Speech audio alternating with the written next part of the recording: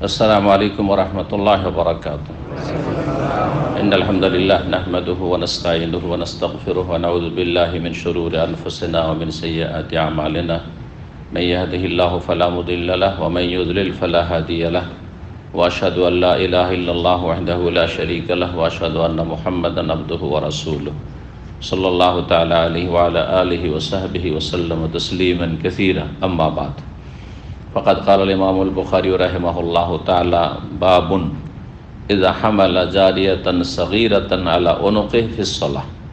قال حدثنا عبد الله بن يوسف قال أخبرنا مالك عن عمرو بن عبد الله بن الزبير عن عمرو بن سليم الزرقي عن أبي قتادة الأنصاري رضي الله تعالى عنه أن رسول الله صلى الله عليه وسلم كان يصلي وهو حامل أمامة بنت زينب بنت رسول الله صلى الله عليه وسلم ولأبي العاص بن الربيع بن عبد الشمس فإذا سجد وضعها وإذا قام حملها. সম্মানিত দিনী ভাতৃমণ্ডলী, আল্লাহ রাব্বুল আলামিনের প্রশংসা এবং প্রিয় নবী সাল্লাল্লাহু আলাইহি ওয়াসাল্লামের উপর সালাত ও সালামের পর আজ জুমাবার 28শে মুহররম 1444 হিজরি মোতাবেক 26 আগস্ট 2022 আমাদের ধারাবাহিক আলোচনা সহিহুল বুখারীর বিষয়বস্তু হচ্ছে সালাতের সুতরার পর্ব বা মুসল্লির সুতরার পর্ব নম্বর 4। আজকে ইনশাআল্লাহ তাআলা সুতরার বিষয়টি, সালাত অবস্থায় মুসল্লি যখন একা সালাত আদায় করবে অথবা ইমাম হবে, ইমামের সামনে অথবা একাকী মুসল্লির সামনে সুতরা আর থাকা, যাতে করে কোনো ব্যক্তি সামনে দিয়ে পারাপার না করে ফেলে, এই জন্য সুতরা লাগানো হচ্ছে সুন্নাতে মুআক্কাদা অধিকাংশ আইম্মায়ে কেরাম রাহিমাহুমুল্লাহদের নিকটে। যে বিষয়টি বিস্তারিত আলোচনা করেছি দলিল সহির আগে। আজকে আমাদের সামনে মাত্র 4টি পর্ব রয়েছে বা 4টি অধ্যায় রয়েছে। এই পর্বে, চতুর্থ পর্বে 4টি অধ্যায় রয়েছে। ইনশাআল্লাহ তাআলা কিছুক্ষণের মধ্যেই শেষ করতে পারবো, আল্লাহ তৌফিক দান করুন। তারপরে শুরু হবে সামনের সপ্তাহ থেকে সালাতের সময়, সালাতের ওয়াক্ত।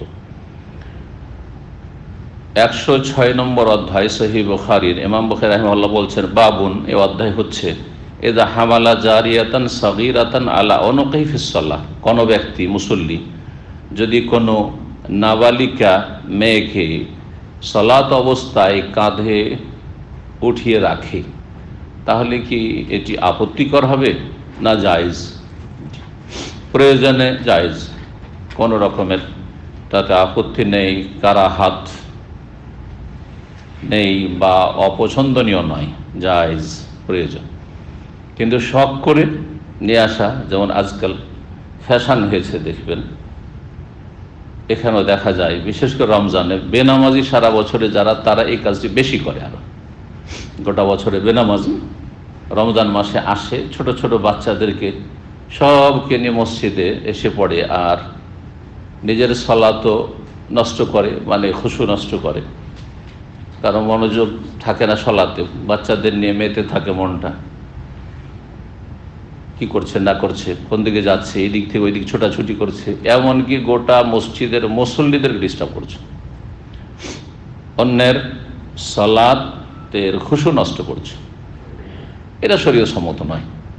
শরীয়ত সম্মত কখন আপত্তি নেই, মাকরুহ নয়। সেটা হচ্ছে যে আপনি মসজিদে সালাত আদায় করতে এসেছেন, ছোট বাচ্চা মসজিদে চলে এসছে, এখন আপনাকে সামলাইতে হবে।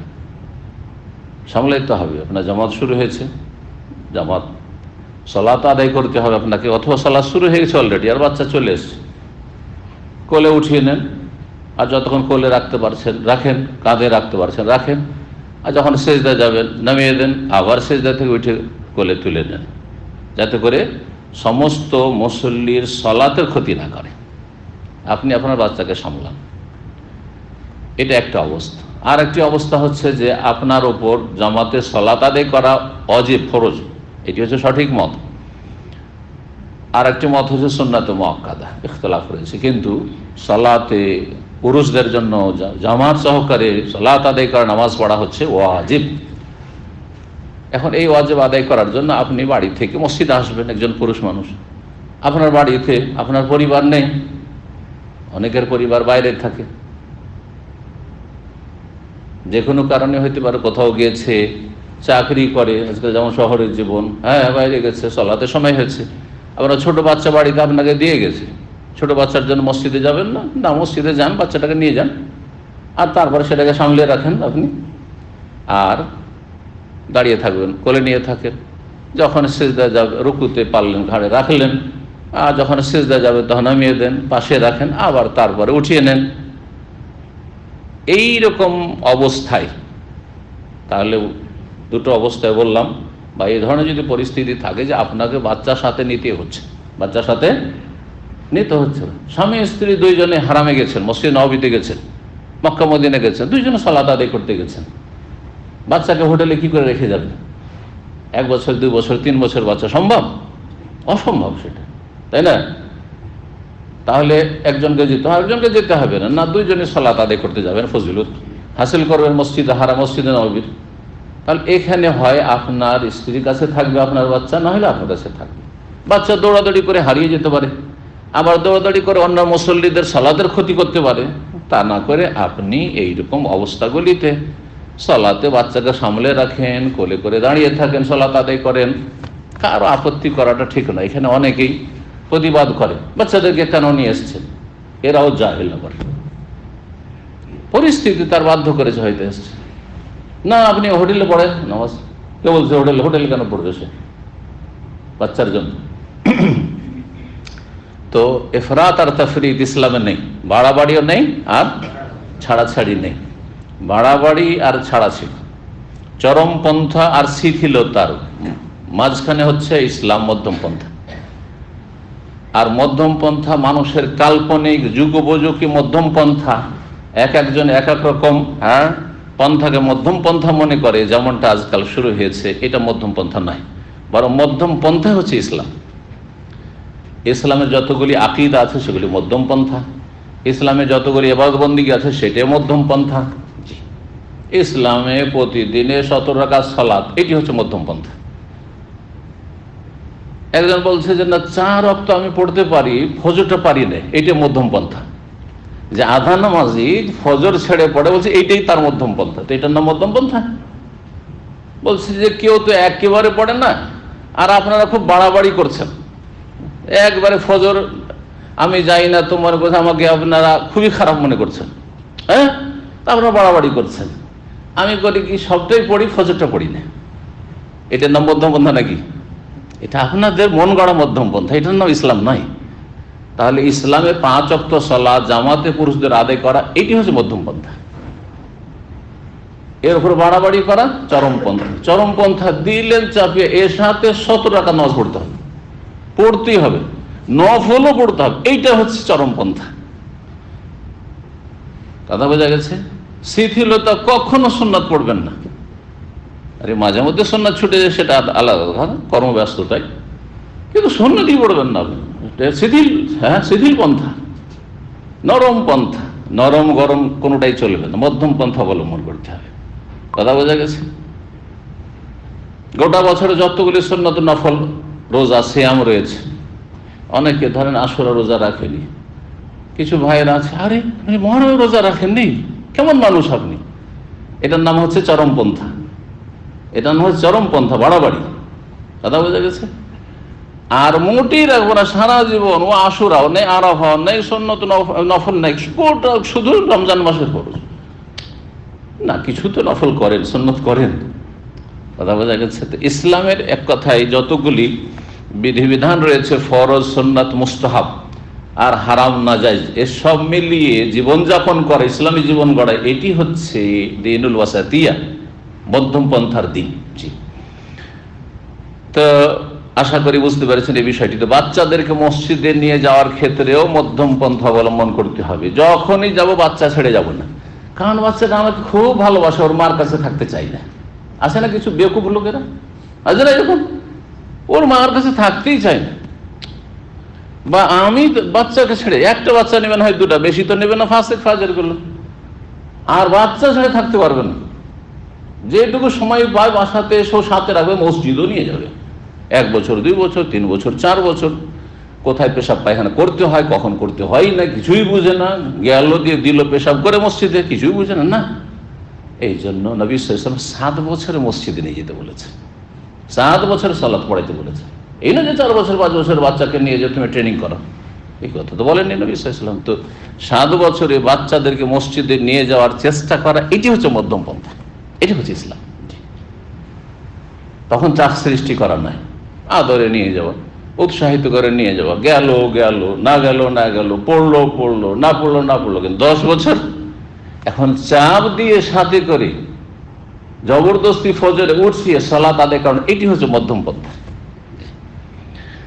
তো আশা করি বুঝতে পেরেছেন। তাই এই বিষয়গুলি বুঝতে অনেকে ভুল করেছে। নবী সাল্লাল্লাহু আলাইহি ওয়াসাল্লাম তো বাচ্চা কোলে করে নামাজ পড়েছেন, সুতরাং আমি করলাম তো কি হলো, এটা সব জায়গায় চলবে না।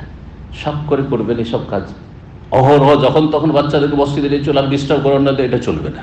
এটা আপনার দলিল না, এটা অন্যদের ক্ষেত্রে দলিল, আপনার ক্ষেত্রে এটা প্রযোজ্য নাই। আর কাউকে এটা করতেই দিবেন না। আবার আর এক চরমপন্থী আছে, বাচ্চারা মসজিদে আসবে না, আর যদি আসে সবটিকে পেছনে তাড়িয়ে দাও। একটা কাতারে শুধু বাচ্চাদের আছে না, নেই? আমাদের বেদাতি ভাইদের মসজিদের দৃশ্য এটা। হ্যাঁ, এটা বাড়াবাড়ি, এটাও আরেক দিকে প্রান্তিকতা। জি না, মধ্যম পন্থা নাই। জি, বাচ্চারা মসজিদে তাহলে অভিভাবকের পাশে দাঁড়াবে, যেখানে সেখানে দাঁড়িয়ে গেল আপনার বাচ্চা 7 বছর 8 বছর বাচ্চা নাই বলবেন না, আপনি পাশে নিয়ে দাঁড়াবেন, এক সাইডে দাঁড়াবেন। ছোট একটা বাচ্চা নিয়ে ইমামের পেছনে জাস্ট একবার দাঁড়িয়ে গেলেন, এটাও করবেন না। ইমামের পেছনে যোগ্য লোকেরা দাঁড়াবে। ইমাম এমার্জেন্সি হয়ে গেল, আর নামাজ পড়াইতে পারলো না, ওযু নষ্ট হয়ে গেল, অসুস্থ হয়ে গেল, হ্যাঁ, যাতে করে পেছনের লোক সামনে গিয়ে নামাজটা কমপ্লিট করে দিতে পারে। ইমাম কোন জায়গায় সূরা ভুলে গেল, কিছু ভুল করলো, যাতে করে কি কি করতে পারে, তাকে হ্যাঁ স্মরণ করাতে পারে, সংশোধন করে দিতে পারে, ইত্যাদি ইত্যাদি। তো এই জন্য নবী সাল্লাল্লাহু আলাইহি ওয়াসাল্লাম কি বলেছেন, ইমামের পাশাপাশি যোগ্য জ্ঞানী গুণী ব্যক্তিরা থাকবে, আলেম ওলামা, পরেশগার, দিনদার, মুরব্বী, প্রবীণ, ওরা থাকবে। আর যুবক ফাসিক ফাজির, মুখ দিয়ে সিগারেটের গন্ধ আসছে, সবগুলিকে ইমামের পিছনে দাঁড়াচ্ছে। না, আরে তুই ফাঁসে, তোমার মুখ দিয়ে গন্ধ আসছে, ফেরেশতা তোমাকে পছন্দ করে না তোমার এই গন্ধ, সুতরাং দূরে একটু দাঁড়াও, ইমাম থেকে দূরে দাঁড়াও। তো বলছেন ইমাম বুখারী রাহিমাহুল্লাহ, এই অধ্যায় হচ্ছে এমন এক মুসল্লি সম্পর্কে, ইযা হামালা জারিয়াতান সাগীরা, নাবালিকা মেয়েকে, সে নিজের মেয়ে হোক, নিজের ছেলে মেয়ের মেয়ে হোক, হ্যাঁ বালিকা কারো হোক, কোন নাবালিকা মেয়েকে যদি বহন করে আলা অনকিহি, কাঁধের ওপর, ফিস সালাতে, সালাত অবস্থায়। এখানে একটা মাসলা, যে মাসলা নিয়ে এতক্ষণ আলোচনা করলাম বোঝানোর জন্য বিভিন্ন দিক, আর আরেকটা হচ্ছে সালাত অবস্থায় মেয়েদেরকে স্পর্শ করা, মেয়েদেরকে স্পর্শ করে, এটা আরেকটি মাসলা কিন্তু। আর মেয়েদের দুটো একটা স্তর আছে, একটা হচ্ছে নাবালিকা, একটা হচ্ছে সাবালিকা, তাই না? নাবালিকা মেয়ে, এই হাদিস দ্বারা প্রমাণিত যে নবী সাল্লাল্লাহু আলাইহি ওয়াসাল্লাম সালাত অবস্থায় নাবালিকা মেয়েকে কোলে নিয়েছেন, মানে স্পর্শ, ছুঁয়েছেন। তাহলে মেয়েদেরকে ছুঁইলে উযু নষ্ট হয় না, আর যে উযু নষ্ট হলে কি হয়ে যাবে, সালাত নষ্ট হয়ে, সেটা হয় না। তাহলে এটা প্রমাণ পেলাম না, পেলাম না? আচ্ছা, এখন বাকি থাকলো বড়, সালাত অবস্থায় যদি বড় মেয়ে, সাবালিকা মেয়েকে কেউ স্পর্শ করে, আপনার স্ত্রীর গায়ে হাত লাগলো সালাত অবস্থায়, আপনার স্ত্রী ধরেন আপনাকে ছিল, অথবা আপনি কার্যবশত আপনার হাত আপনার স্ত্রীর গায়ে লাগলো, কাম ভাবে নিয়ে না, কাম বাসনা নিয়ে না, হ্যাঁ, সেক্সের সাথে নাই, এমনি স্বাভাবিক। যদি এমনটা হয়, তা থেকে সালাতের ক্ষতি হবে না? ক্ষতি হবে না। ওরও দলিল আসছে, ওরও দলিল আসছে। নবী সাল্লাল্লাহু আলাইহি ওয়াসাল্লাম সেজদা করার জন্য কি করেছেন, আয়েশা রাদিয়াল্লাহু তাআলা আনহাকে খোঁচা দিয়েছেন, গামাজাহা। এর আগেও গেছে কয়েকবারের হাদিস, আবার সামনে আজকেও আসছে। তাহলে এটা আর একটা মাসলা জেনে নিলাম। এই মাসলা জানার মাধ্যমে এই যে গুরুত্বপূর্ণ আরো বিষয় জানলাম, সেটা হচ্ছে যে বিভিন্ন মযহাবে কিন্তু এই বিষয়ে মতবিরোধ আছে। অধিকাংশ আইম্মায়ে কেরাম বলছেন যে মহিলাদেরকে সালাত অবস্থায় ছুঁইলে বা উযু অবস্থায় ছুঁইলে উযু নষ্ট হয় না, উযু নষ্ট হয় না। কিন্তু শাফি মজহাব বলছে, শাফি মজহাব, হানাফি, মালিকি, হাম্বলি এই ক্ষেত্রে একমত যে মহিলাদেরকে সাবালিকা হোক নাবালিকা হোক ওযু অবস্থায় কেউ যদি স্পর্শ করে তাতে ওযু নষ্ট হয় না। কিন্তু শাফি মজহাব কি বলছে যে মেয়েদেরকে বা মহিলাদেরকে যদি কেউ সালাত অবস্থায় বা ওযু অবস্থায় ছুঁয়ে নেয় তাহলে কি হয়ে যাবে? ওযু নষ্ট হয়ে যাবে। তো এই ফতোয়া শাফি মজহাবের ভুল না সহি? ভুল, স্পষ্ট প্রমাণিত হইল। জি হ্যাঁ, তাহলে বোঝা গেল যে প্রতিটি মজহাবে বেশ কিছু দুর্বল সহি হাদিস বিরোধী ফতোয়া আছে। যখন এটা বোঝা গেল তাহলে বোঝা গেল যে মজহাব মানা ফরজ নয়। প্রত্যেক মজহাবে যখন ভুল ফতোয়া আছে, ইজতিহাদে ভুল হয়েছে, তাহলে ভুল মানা কি করে ফরজ হইতে পারে ইসলামে? বুঝছেন না? অঙ্ক বুঝেন তো? যখন প্রত্যেক মজহাবে দুর্বল ফতোয়া আছে আর ভুল ফতোয়া আছে, তো ভুল মানা হারাম, জায়েজ তো নয়, ওয়াজিব তো নাই, তো মজহাব মানা কি করে ফরজ হবে? তাহলে যখন ভুল মানা হারাম, তাহলে মজহাব মানা কি করে ফরজ হয়ে গেল যে কোনো একটা মজহাব মানতে হবে? ভাই আপনি একটা মজহাবে তো আসেন, বলে না মুকাল্লিদ গুলো, ভাই হানফি হন, দেশের মেজরিটি হানফি আমাদের ভারত বাংলাদেশে, আর না হবেন তো শাফি হন, না হবেন হাম্বলি হন, মালিকি হন। আমরা হানাফি, তো সৌদি আরবের লোক হাম্বলি। মিথ্যা কথা, সব কথা মিথ্যা কথা, এগুলো অবাস্তব কথা। কোরআন সুন্নাহর অনুসারী হইতে হবে। চার ইমাম তারা কোরআন সুন্নাহর অনুসরণের চেষ্টা করেছেন, আমরাও চেষ্টা করছি, কিন্তু চেষ্টাতে ব্যর্থ হয় না মানুষ, চেষ্টাতে ভুল হয় না, চেষ্টা করছি সহি সালামত সবাই। আমরা এখান থেকে বাড়ি যাব, কিন্তু কারো দুর্ঘটনা ঘটতে পারে না, হোঁচট খেয়ে পড়তে পারে না, কারো পায়ে জখম হইতে পারে না, পারে না।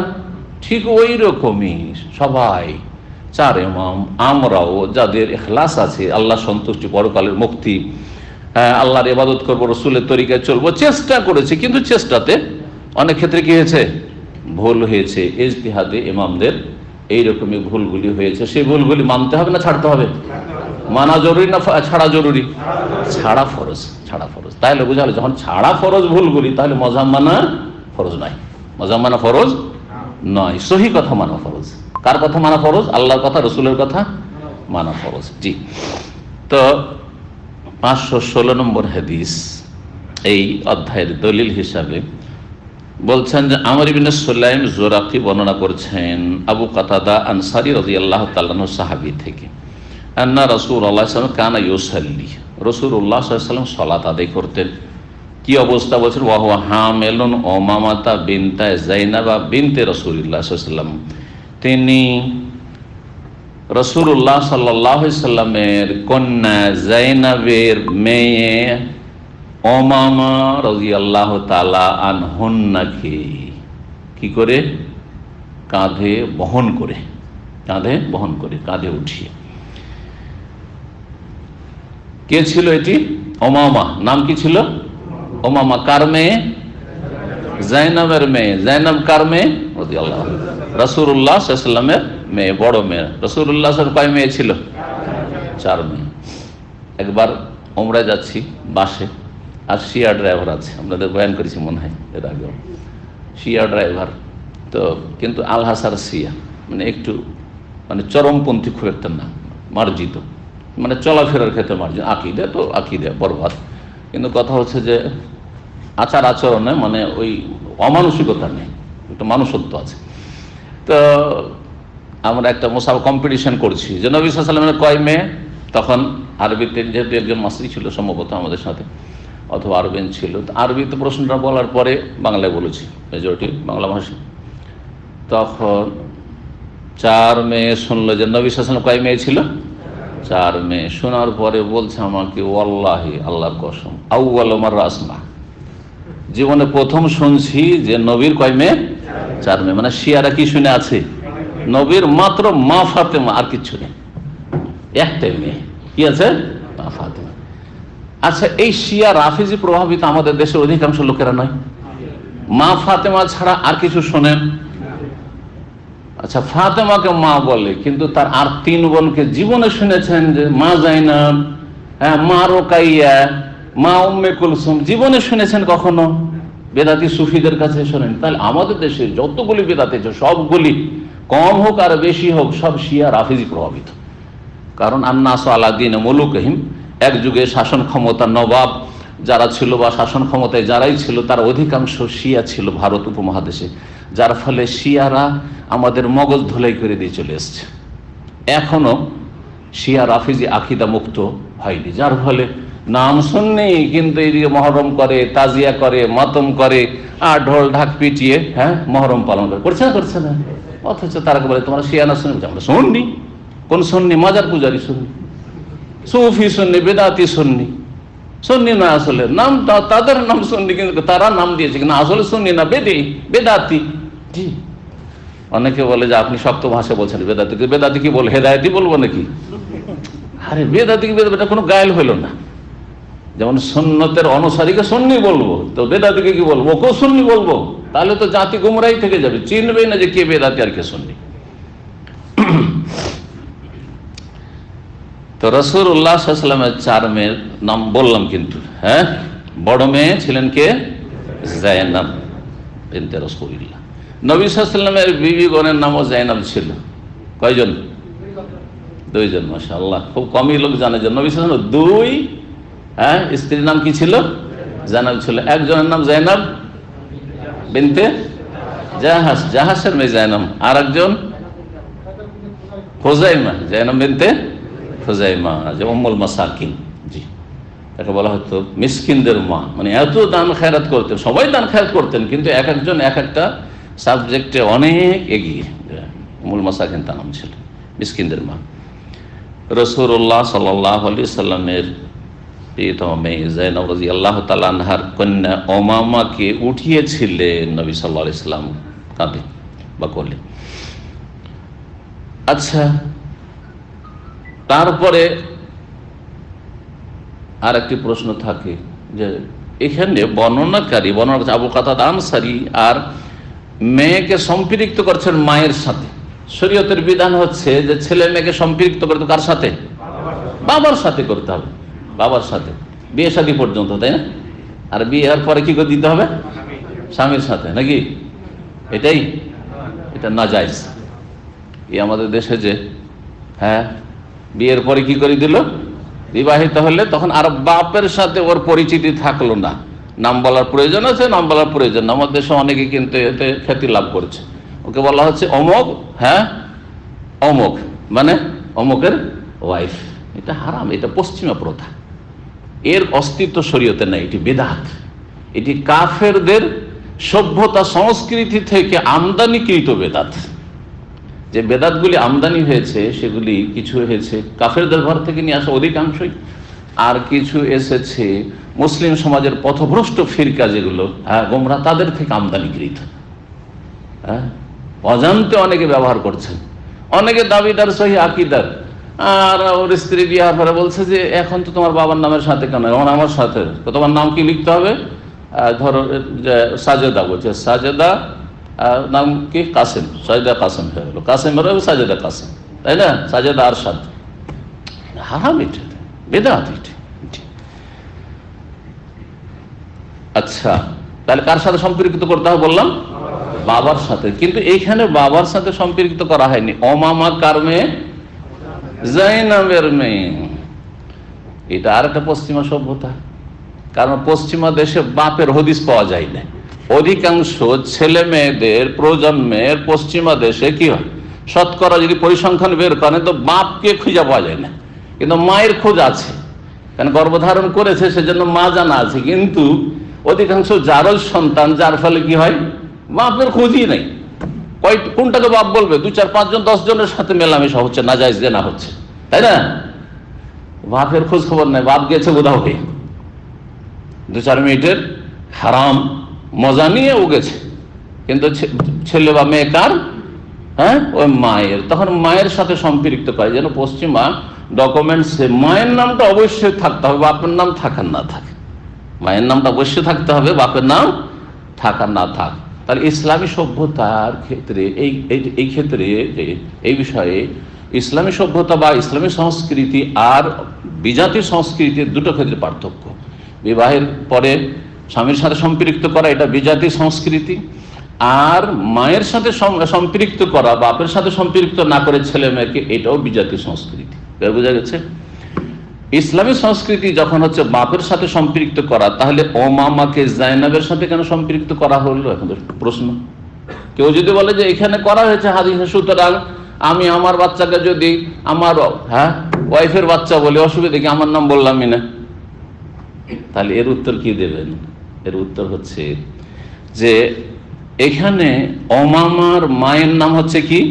জাইনাব, আর বাপের নাম আবুল আস। আবুল আসকে কয়টা লোক চিনে? আবুল আসকে কয়জন লোক চিনে? কিন্তু রাসূলুল্লাহ সাল্লাল্লাহু আলাইহি ওয়াসাল্লামের বড় কন্যা জাইনাবকে কিয়ামত পর্যন্ত মানুষ চিনবে। চিনবে না? চিনবে না? যদি সামান্য কিছু সম্পর্কে জ্ঞান থাকে তো জাইনাবকে অবশ্যই চেনে, ঠিক না? তো জাইনাবের খ্যাতির জন্য বাপের সম্মানের কারণে বর্ণনাকারী সম্পৃক্ত করেছে ওমামাকে কার সাথে? জাইনাবের সাথে। জাইনাব শুধু জাইনাব বলে ছেড়ে দেয়নি, জাইনাব বিনতে রাসূলুল্লাহ সাল্লাল্লাহু আলাইহি ওয়াসাল্লাম। এবার বোঝা গেছে?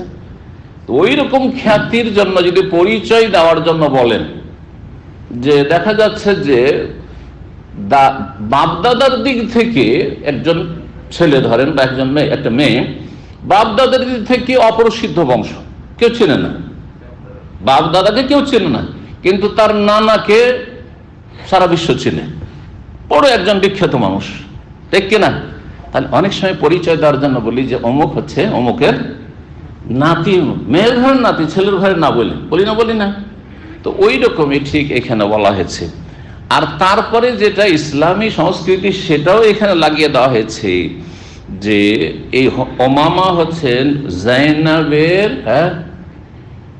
জাইনাবের গর্ভ থেকে, সেজন্য জাইনাবের মেয়ে। আর আবিল আস ইবনে রাবিয়া ইবনে আব্দুস শামস, আব্দুস শামসের ছেলে রাবিয়া, রাবিয়ার ছেলে যে আবুল আস, এই আবুল আসের ওরসজাত সন্তান। তাহলে জাইনাবের গর্ভজাত সন্তান আর আবুল আসের ওরসজাত সন্তান। বুঝতে পারলেন? জি, দুটোই বলে দেওয়া হয়েছে। ইসলামী শরিয়াত তরিকা হচ্ছে বাপের সাথে ছেলে মেয়েকে সম্পৃক্ত করতে হবে। ফাইদা সাজাদা, নবী সাল্লাল্লাহু আলাইহি ওয়াসাল্লাম যে কোলে নিয়ে বহন করে সালাত আদায় করতেন, কেমন করে? তাহলে সিজদার সময় কি করতেন? বলছে ফাইদা সাজ, যখন সেজদায় যেতেন রাসূলুল্লাহ সাল্লাল্লাহু আলাইহি ওয়াসাল্লাম, ওয়াদা আহা, তখন মেয়েটিকে কি করতেন? রেখে দিতেন। বেশি বয়স ছিল না, 1 বছর 2 বছর এরকম হবে হয়তো, ছোট্ট, রেখে দিতেন। ওয়াইদা কামার, যখন দাঁড়াইতেন আবার, তখন হামালাহা, তাকে উঠিয়ে নিতেন, কোলে বা কাঁধে উঠিয়ে নিতেন। এইভাবে সালাত আদায় করতেন। কোলে করে কেউ যদি থাকে, এখন কেউ তো প্রশ্ন করে তাহলে তো বুকে হাত বাঁধতে পারছে। বুকে হাত বাঁধা ওয়াজিব নয়, সুন্নাত। সুন্নাত। অনেক সময় হয়তো আপনি 2 হাত বাঁধতে পারছেন না, মাজুর, তাহলে এক হাত বাঁধতে পারছেন, একটা হাতই রাখছেন আপনার আপাতত। বোঝা গেছে কিনা? জি হ্যাঁ। তা এইরকমটা করতে পারি, যা কামা হামালাহা।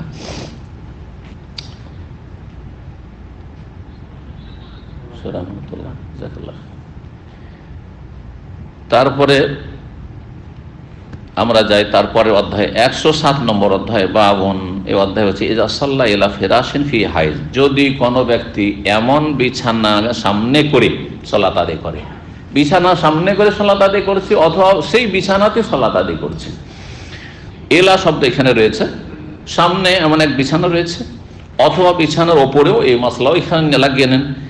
যেই বিছানায় বা যেই বিছানাটি সামনে রয়েছে অথবা যে বিছানায় সালাত আদায় করছেন, তাতে ফি হাইজ, সেই বিছানায় ঋতুবতী মহিলা অবস্থান করছে, মাসিক অবস্থায় আছে এক মহিলা, আর সেই বিছানায় শুয়ে আছে, সেই বিছানায় শুয়ে আছে, আর ওই বিছানার একটা অংশ আপনি সালাত আদায় করছেন, বা ওই বিছানাটি সামনের দিকে আছে, আর যে ঋতুবতী মহিলা সে আপনার কিবলার দিকে লম্বা হয়ে শুয়ে আছে, আর আপনি সালাত আদায় করছেন, মাসিক অবস্থায় আছে। নাপাক আছে না? নেই। তো নাপাক ব্যক্তি, এখানে বলার উদ্দেশ্য হচ্ছে অধ্যায়, নাপাক ব্যক্তি আপনার সামনে যদি শুয়ে থাকে, বা নাপাক ব্যক্তি আপনার বিছানায় যদি শুয়ে থাকে, আর সেই বিছানার কিছু অংশে অথবা আপনার কিবলার দিকে নাপাক ব্যক্তি আছে, এই অবস্থায় সালাত আদায় করেন, তো এটা জায়েজ কিনা? জায়েজ, জায়েজ। একজন মুসল্লির জন্য গোটা বিছানা পাক হইতে হবে, আর ওই বিছানায় কোনো নাপাক ব্যক্তি যেন উঠতে না পারে, এমন তো নয়। একজন মুসল্লির জন্য কি হইতে হবে? তার শরীর হাদাস থেকে পাক হইতে হবে, বড় হাদাস, ছোট হাদাস, মানে আভ্যন্তরীণ যে অপবিত্রতা, সেটা হচ্ছে উজুবিহীন যেন না থাকে, উজু থাকে, আর গোসল ফরজ হয়ে না থাকে, এই হলো হাদাস। আর নাজাস থেকে শরীরটা পাক হইতে হবে, মানে গোটা শরীরে কোনো নাপাক বস্তু, পেশাব লেগে আছে, পায়খানা লেগে আছে, রক্ত লেগে আছে, এমনটা যেন না। এই হয়ে গেল। তাহলে হাদাস থেকে পাক আর নাজাস থেকে পাক শরীর হইল 1 নম্বর, শরীর। 2 নম্বর হচ্ছে যে শরীরে যে কাপড়গুলি পরে আছেন সেগুলি নাজাস থেকে, নাপাকি থেকে পাক। কাপড়ে পেশাব পায়খানা লেগে নেই আপনার, যেহেতু কাপড় শরীরে পরে আছেন, পরিধান করে আছেন। 2 নম্বর হয়ে গেল। 3 নম্বর হচ্ছে যেই জায়গাটুকুতে সালাত আদায় করছে সেই জায়গাটুকু পাক হইতে হবে, সেই জায়গাটুকু পাক হইতে হবে, অতটুকু জায়গা বাস। এই না যে পুরোটা একেবারে, ধরেন এই কার্পেটে সালাত আদায় করছি, একটি কার্পেট কি না, এখানে একটি কার্পেট না, তো পুরো কার্পেটটা আমার পাক হইতে হবে না? যতটা জায়গায় আমি দাঁড়াচ্ছি আর সেজদা করছি এতটা, যতটা জায়গায় দাঁড়াচ্ছি এতটা। দিন সহজ। 517 নম্বর হাদিস, হাদিসের বর্ণনাকারী সাহাবী আব্দুল্লাহ ইবনে শাদ্দাদ ইবনুল হাদ কালা আখবারাতনি খালাতি, আমার খালা আমাকে জানিয়েছেন। খালা জানিয়েছেন, খালাকে মাইমুনা বিনতুল হারিস রাদিয়াল্লাহু তাআলা, উম্মুল মুমিন মাইমুনা রাদিয়াল্লাহু তাআলা কে? রাসূলুল্লাহ সাল্লাল্লাহু আলাইহি ওয়াসাল্লামের সহধর্মিণী উম্মুল মুমিনিন। তো এই মাইমুনা, আমাদের দেশে কিন্তু মাইমুনা নামটা গিয়ে মানুষে কি করে, পছন্দ করে না ঘৃণা করে? ঘৃণা করে। কেউ বলছেন না যে মাইমুনার নাম রাখা যাবে না, মাইমুনা নামে একজন কুটনি মহিলা ছিল। এসব কিচ্ছা কাহিনী বক্তারা, জাহেল বক্তারা শুনিয়ে জাতিকে গুমরা করে দিয়েছে। অথচ মাইমুনা মানে মোবারকা, হ্যাঁ, ইয়মনুন থেকে, আল্লাহুম্মা আহিল্লাহু আলাইনা বিল আমনে ওয়াল ঈমান, আর অন্য রিওয়ায়াতে বিল ইয়ুমনে, ইয়মনুন মানে বারাকা। তো ইয়ুমন এই জন্য ডান দিক বাম দিকের তুলনায় বরকত, এই জন্য ডানকে আমিন বলা হয়, আমিন বলা হয়। তো ইয়ুমন থেকে হচ্ছে মাইমুনা, মাইমুনা মানে বরকত, বরকতওয়ালি, বরকতবতী। তো এত সুন্দর নাম কি? আর নবী সাল্লাল্লাহু আলাইহি ওয়াসাল্লাম যদি নামটি আপত্তিকর হইতো তো নবী সাল্লাল্লাহু আলাইহি ওয়াসাল্লাম স্ত্রীর নাম বদলে দিতেন না? বদলে দিতেন। খারাপ নামকে নবী সাল্লাল্লাহু আলাইহি ওয়াসাল্লাম বদলে দিতেন কারো খারাপ নাম শুনলেন। জি। তো বলছেন আমার খালা মাইমুনা বিনতুল হারিস রাদিয়াল্লাহু তাআলা আমাকে জানিয়েছেন, কালা, তিনি কি বলছেন, কানা ফিরাশি, আমার বিছানা ছিল, হেয়ালা মুসাল্লান নবী সাল্লাল্লাহু আলাইহি ওয়াসাল্লামের সালাত আদায়ের স্থানের সামনে বরাবর, মুসাল্লা যেখানে সালাত আদায় করতেন নবী সাল্লাল্লাহু আলাইহি ওয়াসাল্লাম তাহাজ্জুদের কক্ষে, তার সামনেই ছিল আমার কি বিছানা। ফারুব্বামা ওয়াকা সাওবুহু আলাইয়া, কখনো কখনো নবী সাল্লাল্লাহু আলাইহি ওয়াসাল্লামের শরীরে যে কাপড় তিনি পরিধান করে থাকতেন সেই কাপড় আমার ওপর কি হতো, পতিত হতো, মানে আমার গায়ে লম্বা চওড়া কাপড়, ঢিলা ঢালা কাপড় কি হতো, যেমন চাদর, চাদর পরে যদি কেউ সালাত আদায় করে, চাদর অনেক সময় কি হয়, বড় চাদর, হ্যাঁ, জমিনেও পড়ে, তারপরে কারো গায়ে লাগতে পারে। তো নবী সাল্লাল্লাহু আলাইহি ওয়াসাল্লামের শরীরের কাপড় সালাত অবস্থায় থাকতেন, সেই কাপড় আমার গায়ে এসে পতিত হয়ে পড়তো। ওয়ান আলা ফেরাসি, সেই সময় আমি আমার বিছানায় শুয়ে থাকতাম। বিছানায় শুয়ে আছেন, বিবি শুয়ে আছেন, স্বামী তাহাজ্জুদ পড়ছেন, হইতে পারে। এর বিপরীতটাও যেমন হইতে পারে, যদি নয় যে তাহাজ্জুদ পড়বো তো দুইজনে পড়বো, ছেড়ে পড়বো না জবরদস্তি, আরে চেষ্টা করে সেটা আলাদা কথা, কিন্তু আপনার সমান নাও হইতে পারে, আবার আপনিও তার সমান নাও হইতে পারে, ব্যতিক্রম হতে পারে। তো এটাও প্রমাণ করে। তো রাসূলুল্লাহ সাল্লাল্লাহু আলাইহি ওয়াসাল্লাম দীর্ঘ সময় ধরে 3 রকমের কোয়ালিটি যে তাহাজ্জুদ রয়েছে, এতটা অন্যের দ্বারা সম্ভবই নয় হয়তো, যে রাতে 4 ঘন্টা 5 ঘন্টা 6 ঘন্টা তাহাজ্জুদ। জি। তো এইভাবে সালাত আদায় করতেন। আচ্ছা, এই হাদিসে এই কথা নেই কিন্তু যে তিনি ঋতুবতী ছিলেন, আছে? হাদিসে নেই। ইমাম বুখারী রাহিমাহুল্লাহ সেজন্য তারপরে আরেকটি হাদিস নিয়ে আসছেন, কারণ এই যে সনদটি, সনদে ওই শব্দটি নেই বা ওই বাক্যটি নেই, কিন্তু সামনের হাদিস ওই বাক্যটি রয়েছে। 518 নম্বর হাদিসে এই জন্য বর্ণনা করছেন এই আব্দুল্লাহ ইবনে শাদ্দাদ, কালা সামিআতু মাইমুনাতা, আমি মাইমুনা রাদিয়াল্লাহু তাআলা আনহার কাছে শুনেছি। আগের হাদিসে আর একটি অতিরিক্ত ফায়দা জানলাম যে আব্দুল্লাহ বিন শাদ্দাদের খালা হন কে? মাইমুনা, কিন্তু এই হাদিসে ওইটা আসলো না। ইমাম বুখারী রাহিমাহুল্লাহর একটি খুব গুরুত্বপূর্ণ জানার দিক তার কিতাবে, যে কোনো হাদিস যখনই রিপিট নিয়ে এসেছেন অবশ্যই অতিরিক্ত তাতে ফায়দা আছে। আগের হাদিসে যে ফায়দাটি হলো সেটা হচ্ছে যে আব্দুল্লাহ বিন শাদ্দাদের সাথে মাইমুনা সম্পর্ক হচ্ছে খালা বোনের ছেলে সম্পর্ক, আর এই হাদিসে সেটা নেই। কিন্তু এই হাদিসে আরেকটি অতিরিক্ত ফায়দা রয়েছে যে সেই সময় যেই সময়ের ঘটনা বর্ণনা করছেন যে নবী সাল্লাল্লাহু আলাইহি ওয়াসাল্লাম সালাত আদায় করতেন আর আমি শুয়ে থাকতাম, সেই সময় মা উম্মুল মুমিনিন মাইমুনা রাদিয়াল্লাহু তাআলা আনহা তিনি ঋতুবতী ছিলেন, মাসিক অবস্থায় থাকতেন। তাই বলছেন যে আমি মাইমুনা রাদিয়াল্লাহু তাআলা আনহার কাছে শুনেছি তাকুল বলতে, কানা নবী ইউসাল্লি, নবী সাল্লাল্লাহু আলাইহি ওয়াসাল্লাম সালাত আদায় করতেন, ওয়া আনা ইলা জামবিহি নাইমা, তার পাশে আমি শুয়ে থাকতাম। সালাত আদায় করছেন, নবী সাল্লাল্লাহু আলাইহি ওয়াসাল্লাম পাশে শুয়ে আছেন, সেটা পাশে, ডান পাশে হইতে পারে, বাম পাশে হইতে পারে, সামনে হইতে পারে, পাশে ওই বিছানায়, ছোট্ট ঘর যেহেতু থাকতো। ফাইজা সাজাদা, যখন সেজদায় যেতেন, দাঁড়িয়ে আছেন তখন তো কাপড় ঠিক আছে, কিন্তু সেজদায় গেল তো কাপড় ঢিলে কাপড় এদিক সেদিক ছড়িয়ে পড়ো, আসাবানি সৌবহু, তখন তার কাপড় আমার শরীরকে স্পর্শ করতো, শরীরে লেগে যেত। ওয়ানা হায়জন, অথচ আমি ঋতুবতী হইতাম, আমি মাসিক অবস্থায়। তাই বোঝা গেল যে মাসিক অবস্থায় কেউ থাকলে তার শরীর নাপাক হয়ে যায় না। হ্যাঁ, তার শরীর নাপাক যদি বলেন, পুরো শরীর নাপাক না, হাদাস আছে, হাদাস এটা কি বলে, এই জন্য বলেছি হাদাস মানে আভ্যন্তরীণ নাপাক। একজন মহিলা মাসিক অবস্থায় আছে বা নেফাস অবস্থায় আছে, বা একজন নর অথবা নারী গোসল ফরজ হয়েছে সহবাসের কারণে বা স্বপ্নদোষ হয়েছে, তাহলে তার গা নাপাক না সে আভ্যন্তরীণ নাপাক? আভ্যন্তরীণ ভাবে তারপরে গোসল ফরজ হয়ে আছে, এই বড় নাপাকি গোসল ফরজ হয়ে আছে, গোসল না করলে পাক হবে না, কিন্তু শরীরটা নাপাক নয়। শরীর যদি নাপাক বলেন, তার মানে মাসিক ঋতু অবস্থায় তার গায়ে যে ঘামটাম হচ্ছে সেটা কি হয়ে যাবে? নাপাক, কারণ ওই নাপাক শরীর থেকে ঘাম বেরোচ্ছে, ঠিক না? আর কাপড় লাগলে ঘাম লাগতে পারার সম্ভাবনা আছে, সুতরাং কাপড় কি করতে হবে? বদলাইতে হবে। যেমন আমাদের দেশের মানুষরা কিন্তু একটা ফতোয়া ছোট থেকে, আল্লাহু আকবার, আমরাও এরকম মনে করতাম, এই একজন নামাজ পড়বে না, নামাজ কেন পড়বে না? বলছে আমার কাপড় কুকুরে ছুঁয়ে এনেছে। এগুলো ফতোয়া শুনেছেন না শুনেন না? আরে আহলে হাদিস সমাজ এগুলো ফতোয়া আছে, এগুলো হচ্ছে রাওয়াহু মুসলিম, পাবলিক মুসলিমদের ফতোয়া, মানে ওই সহিহ মুসলিম না, এগুলো মুসলিম সমাজের ফতোয়া, ছড়িয়ে আছে ফতোয়া, ভুল ফতোয়া। কুকুর আপনার কাপড় ছুঁয়ে এনেছে, জুব্বা ছুঁয়ে এনেছে বা লুঙ্গি ছুঁয়ে এনেছে, সেজন্য নামাজই হবে না, আপনার কাপড় নাপাক হয়ে গেছে, এই ভুল কথা, এটা হাবুল কথা। হ্যাঁ, কুকুর ভিজা আছে, আর কুকুর ভিজা আছে মানে পেশাব ভিজা থাকার সম্ভাবনা বেশি, তার ভিজা আছে, আর তারপরে কাপড় ছুঁয়েছে, দেখছেন যে কাপড় একটু ভিজা ভিজা লাগছে, আমার কাপড় ছুঁয়ে নিয়েছে, ওই ভিজা জায়গায় লেগেছে, তখন আপনি সতর্কতামূলক কাপড় খুলে দেন, কাপড় বদলান। এবার বুঝতে পেরেছেন? জি। তো মাসিক অবস্থায় আছেন উম্মুল মুমিনিন মাইমুনা রাদিয়াল্লাহু তাআলা আনহা, নবী সাল্লাল্লাহু আলাইহি ওয়াসাল্লাম সালাত আদায় করছেন, সিজদা অবস্থায় কাপড় গিয়ে গায়ে লাগছে উম্মুল মুমিনিনের, এই অবস্থায় সালাত আদায় করছেন, তাহলে বোঝা যাচ্ছে এতে কাপড় নাপাক হয় না। কাপড় নাপাক হলে রাসূলুল্লাহ সাল্লাল্লাহু আলাইহি ওয়াসাল্লাম এমনটা করতেন না বা সালাত হইতো না। জি।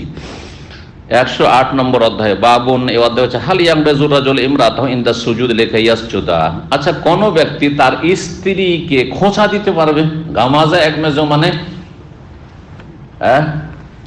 খোঁচা দেওয়া, সে এইভাবে দেন আর এইভাবে দেন, একটু টিপনি দিলেন, অথবা আপনি কি বললেন, যেভাবে হোক না কেন, জানালেন গায়ে হাত দিতে পারে, এক কথায়। তো খোঁচা দিতে পারবে হাল একমেজোর কোন পুরুষ তার স্ত্রীকে ইন্দাসু সেজদা করার সময়, লেখা ইয়াসজুদা, জায়গা নেই আমি সেজদা করব। খোঁচা দিচ্ছেন যে পাটা কি করো, জড়ো করে না, গুটিয়ে না, আমি সেজদা করবো, জায়গা নেই। গায়ে হাত দিতে পারবেন কিনা? যদি গায়ে হাত দিতে পারেন, সালাত অবস্থায়, তার মানে মহিলাদেরকে ছুঁইলে ওযু নষ্ট হয় না, ঠিক না? এটা হচ্ছে দলিল ইমাম শাফি বা শাফি মাযহাবের বিপরীত দলিল। জি হ্যাঁ। আচ্ছা, তারপরে মহিলাদের ছুঁইলে যদি ওযু নষ্ট হয়, তাহলে কেউ তওয়াফ করতে পারবে না। তওয়াফে সবার ওযু নষ্ট হয়ে যাবে। তওয়াফে ওযু শর্ত না, ইখতিলাফ থাকলো, শক্তিশালী মত হচ্ছে যে না, তওয়াফে ওযু সালাতের মতো শর্ত, ওযু অবস্থায় তওয়াফ করতে হবে, সাফা মারওয়া নয়। সাফা মারওয়াতে ওযু থাক আর নাই থাক অসুবিধা নেই, কিন্তু তওয়াফ অবস্থায় সঠিক মত হচ্ছে, দুই ইখতিলাফ রয়েছে কিন্তু এতে। 519 নম্বর হাদিস দেখেন, মা আয়েশা রাদিয়াল্লাহু তাআলা আনহা বর্ণনা করছেন, কালা, তিনি বলছেন, বেসামা আদাল তুমুনা বিল কালবি ওয়াল হিমারি, আমাদেরকে কুকুর এবং গাধার মতো মনে করে, কুকুর এবং গাধার পর্যায়ে নামিয়ে দিয়ে তোমরা খুব খারাপ আচরণ করেছে। বেসামা মানে খুব খারাপ, বেসা মানে হচ্ছে বেসাল কওম, খুব খারাপ আচরণ করেছো, অন্যায় আচরণ করেছো, আমাদেরকে আদালতমনা বরাবর করে দিয়ে পর্যায়ে নামিয়ে দিয়ে বিলকালবে কুকুরের আর গাধার। কেন বলতেন এই কথা মা আয়েশা? কারণ হাদিস বর্ণনাকারীরা বর্ণনা করতেন যে যদি মুসল্লির সামনে দিয়ে গাধা পারাপার করে, অথবা কুকুর যদি পার হয়ে চলে যায়, অথবা মহিলা যদি পার হয়ে যায়, তাহলে কি হবে? সালাত নষ্ট হয়ে যাবে। সেই হাদিস বুখারীতে বারবার করে এসছে, হাদিস সূরার অধ্যায়ে এটাকে পড়েছেন। মা আয়েশা এই ফতোয়ার বিরোধী ছিলেন, এই ফতোয়ার বিরোধী ছিলেন। তিনি বলতেন যে সালাত নষ্ট হবে না, সালাতের খুশু নষ্ট হবে, সালাতের খুশু নষ্ট হবে। তাহলে সাহাবায়ে কেরামদের জামানা তো বেশ কিছু মাসাইলে, ফিকহি মাসাইলে কি ছিল? মত পার্থক্য ছিল, ইখতিলাফ ছিল। তো ইখতিলাফ থাকার জন্য এর আগে বলেছে, দেখেন মতের পার্থক্য থাকা দোষণীয় নয়। মতের পার্থক্যের জন্য অন্তরে ফাটল ধরা আর সমাজে পরিবারে ফাটল ধরা, এটা হচ্ছে দোষণীয়, হারাম। আর দুটোর আরবি হচ্ছে ইখতিলাফ। ইখতিলাফ মানে মত পার্থক্য, এটা স্বাভাবিক হইতেই পারে, আকীদার ক্ষেত্রে নাই। দিনের মৌলিক বিষয়, বিশ্বাসের ক্ষেত্রে, আল্লাহর ক্ষেত্রে, রসুলের ক্ষেত্রে একজন বলছে নবী আলেমুল গায়ব, আরেকজন বলছে নবী নূরের পয়দা, আরেকজন বলছে মাটির পয়দা, বলছে সব ঠিক, এটা চলবে না। একটা গুমরাহি, একটা হক। কিন্তু ফিকহি মাসলা মাসাইলে রুকুতে উঠে হাত ছেড়ে দেবো না হাত বুকে বাঁধবো, ইখতিলাফ হইতেই পারে। বাপ বেটা তো এর আগে বলেছে ইখতিলাফ হইতে পারে, ভাই ভাই ইখতিলাফ হইতে পারে, শায়েখ আর শায়েখের ছাত্র ইখতিলাফ হইতে পারে। তার জন্য না শায়েখ দেখছি যে আমি বুকে হাত বাঁধছি, শায়েখ বাঁধে না, তার মানে এই শায়েখের আমার অত ভক্তি নেই, তাহলে ওই শায়েখের ভক্তি যে এই শায়েখ আমার মতো করে না, এইটা হচ্ছে হারাম। এটা হচ্ছে হারাম, কথা বোঝা গেছে? এইটা হচ্ছে হারাম। এই সংকীর্ণতা ইসলামে নেই। ফিকহি মাসলা মাসাইলে যেখানে ইজতিহাদের অবকাশ আছে, মানে এমন নয় যে 10 আনা আর 20 আনা, হ্যাঁ 18, 19 আর 20, 18, 19 আর 20, উভয় পক্ষের দলিল আছে, কিন্তু একদিকে একটু দুর্বল আর একটু সবল এরকম আছে, বা একদিকটা বেশি শক্তিশালী, দুটোই শক্তিশালী কিন্তু একদিকে বেশি শক্তিশালী। এইসব ক্ষেত্রে অবশ্যই উদারতা থাকতে হবে। ফিকহি মাসলায় কিছু আলেম সমাজ এত বাড়াবাড়ি শুরু করে দিচ্ছে, তুচ্ছ তাচ্ছিল্য করে মন্তব্য করা, অথবা বিপক্ষে যারা ফতোয়া দিয়েছে তাদের ক্ষেত্রে কঠোর অবস্থান আর মানে বিদ্বেষমূলক কথাবার্তা, এগুলি মুসলিম উম্মায় ফাটল ধরাবে। মুসলিম উম্মাকে কখনোই এক প্ল্যাটফর্ম নিয়ে আসতে পারবে না, কখনো ঐক্য কায়েম হবে না। কিন্তু তার মানে এই না যে আকীদার বিষয় ছেড়ে দেন না, আকীদার বিষয়ে কোনো ছাড় নেই। কারণ সাহাবায়ে কেরামদের আকীদাতে কোনো পার্থক্য ছিল না। এটা ছিল না যে আল্লাহকে পাওয়ার জন্য পীর ধরতে হবে, মুরিদ হইতে হবে, এটা ছিল না। এটা ছিল যে নবী আলেমুল গায়ব, নবী হাজির নাজির, নবী নূরের পয়দা, এগুলো ছিল না। হ্যাঁ, নবীর ছায়া দেখা যেত না, নবীর পেশাব পায়খানা দেখা যেত না, এইসব গুমরাহি ছিল না। কথা বোঝা গেছে? জি হ্যাঁ। ওলি আউলিয়া না অসাধারণ ক্ষমতা রাখা, মরে না, নবী হায়াতুন, নবী বেঁচে আছেন, মারা যান না, এসব গুমরাহি ছিল না। এগুলো হচ্ছে একদিকে হক হেদায়েত, আর একদিকে হচ্ছে দলাল গুমরাহি। পক্ষান্তরে ফিকহি মাসলা মাসাইলে অবশ্যই উদারতা থাকতে হবে। তো সাহাবায়ে কেরামদের মাঝে ইখতিলাফ ছিল, কিন্তু ইফতিরাক ছিল না। ইফতিরাক মানে হচ্ছে বিচ্ছিন্নতা, অন্তর বিচ্ছিন্নতা। আপনার সাথে আপনি রফায়দান করে আমি করি না, সেই জন্য ঘৃণা আমার, এটা না, এটা চলবে না। রফায়দানি কেউ করেছেন না, মসজিদে আসবে না, খুব ডিস্টার্ব করছো তোমরা আমাদের, হারাম এটা। আমিন জোরে বলছো, আমাদের মসজিদ খারাপ করে দিচ্ছ, গোমরাহ এরা। এটা হচ্ছে তাআসসুব, মযহাবি গোঁড়ামি হারাম। মযহাবি গোঁড়ামি হচ্ছে বেদাত। কিন্তু যদি দুই রকম আমল থাকে, যেটা যাকে ভালো, কেউ আমিন জোরে বলছে, কেউ আসতে বলছে, সৌদি আরবে কেউ কিছু বলছে, আমাদের পাশে অনেক আরবরা আসতে আমিন বলছে, কিছু বলছে, কেউ জোরে বলছে, কেউ কিছু বলছে, কেউ পায়ে পা লাগাচ্ছে, কেউ লাগাচ্ছে না, কিছু বলছে। হ্যাঁ, কিন্তু না পায়ে পায়ে লাগানো, আমাদের মসজিদ আসবে না, বা পায়ে পা লাগাচ্ছ তুমি, বেয়াদবি করছে, ঠিক না? এসব নেই, এইসব গোড়ামি নেই। ফাটল যেন না ধরে, এই জন্য আল্লাহ নিন্দা করেছেন কিসের? বিচ্ছিন্নতার, ইফতিরাকের। তাফাররাকু করিও না, ওয়াতাসিমু বিহাবলিল্লাহ জামিআন ওয়ালা তাফাররাকু। আর কোথাও যদি ইখতিলাফ করতে নিষেধ করেন, আকীদার ইখতিলাফ করবে না, আর যথাসাধ্য ফিকহি মাসাইলও কাছাকাছি হওয়ার চেষ্টা করবে, সবাই হকের সন্ধান করবে, হকের সন্ধান করতে গিয়ে যদি 2 রকম 3 রকম মত হয়েছে, আবু হানিফা, শাফি, মালিক, আহমদের হয়েছে, তাদের আপোষে কোনো রকম কলহ ছিল না। আর তারা এই উম্মতকে 4 ভাগে বিভক্ত করে যাননি, আমরা বিভক্ত করে গেলাম, 4 দলে ভাগ করে গেলাম, এটাও করেননি, আপনারা করেছেন, বিদাতিরা করেছে এগুলো। জি, তো 519 নম্বরে বলছেন তাই যে খুব খারাপ কাজ করেছো, আমাদেরকে কুকুর আর গাধার পর্যায়ে নামিয়ে। লাকাদ রাআইতুনি, শোনো, আমাকে দেখেছি যে রাসূলুল্লাহ সাল্লাল্লাহু আলাইহি ওয়াসাল্লাম সালাত আদায় করতেন। ওয়া আনা মুত্তাজাতুন বাইনাহু ওয়া বাইনাল কিবলাতে, আমি শুয়ে থাকতাম চিত হয়ে তার মাঝে এবং কিবলার মাঝে, আড়াআড়ি লম্বা হয়ে শুয়ে থাকতাম তার সামনে। ফাইজা আরাদা আন ইয়াসজুদা, যখন সিজদা করতে চাইতেন, গামাজা রিজলাইয়া, তখন আমার পায়ে খোঁচা দিতেন, অথবা যেভাবে হোক না কেন খোঁচা দিতেন। সরব, পাটা সরব, কথা বলে নাই সালাত অবস্থায়। কার সাথে কথা বলতে হবে? এক আল্লাহর সাথে কথা বলতে, কোনো মানুষের সাথে কথা বলা যাবে না। এর জন্য সালাত অবস্থায় কাউকে সালাম দেওয়া যাবে না, সালাম নেওয়াও যাবে না। হ্যাঁ, ইয়ারহামুকাল্লাহ বলা যাবে না, ইয়াহদিকুমুল্লাহ বলা যাবে না। আলহামদুলিল্লাহ যদি বলেন, আল্লাহ শুকরিয়া, আল্লাহর সাথে কথা বলছেন, আস্তে করে বলবেন। কারণ অনেক জাহিল নামাজ পড়ছে, হাঁচি পড়েছে, আর দিলেন আলহামদুলিল্লাহ, দিল বলছে, বলতে তো হাই আলহামদুলিল্লাহ যাও, তখন দিল ইয়ারহামুকাল্লাহ, গেল ওর নামাজ। আর আপনিও জানেন না মাসলা যে ইয়াহদিকুমুল্লাহ বলতে হবে, ইয়াহদিকুমুল্লাহ, ইয়ারহামুকাল্লাহ যখন আমাকে দোয়া দিয়েছে তো ওরও তো হক আছে, ইয়াহদিকুমুল্লাহ, আপনার নামাজ গেল। কথা বোঝা গেছে?